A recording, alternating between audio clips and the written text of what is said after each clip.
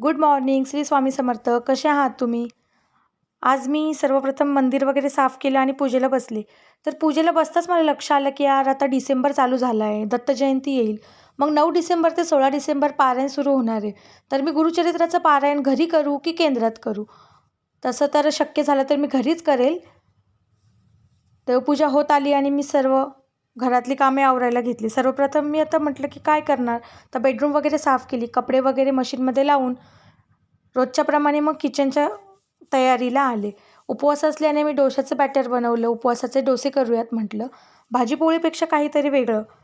बाकीचे भांडे वगैरे आवरून घेतले, गॅस वाटा वगैरे स्वच्छ केला. त्यानंतर मग आता स्वतःला टाईम द्यावा असं ठरलं आणि टी व्ही बघायला बसले. बघता बघता 12:30ही वाजले. मग काय आता हनीला आणायला स्कूलला जावं. स्कूल जवळ असल्याने टेन्शनचं काही काम नाही आहे. 2 मिनिटाच्या अंतरावरती तसं स्कूल आहे. जाऊन बघते तर सर्व पॅरेंट्स लोक वगैरे येऊन थांबलेले.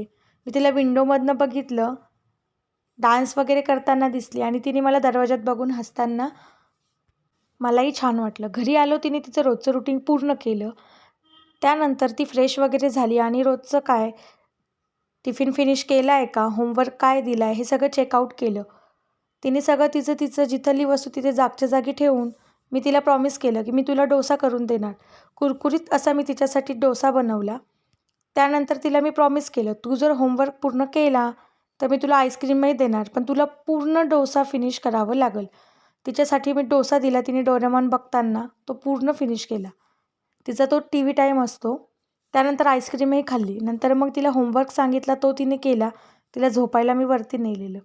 मग नंतर आम्ही 4-4:30च्या दरम्यान तपवनामध्ये गेलो. तपवनामध्ये श्रीरामाची भव्य मूर्ती स्वीकारण्यात आलेली होती.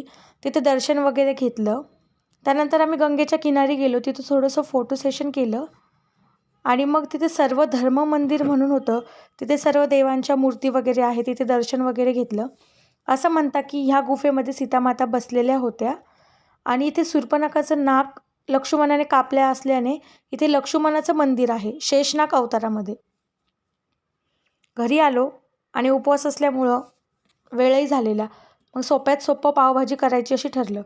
पण पावच नाही आणलेले ना.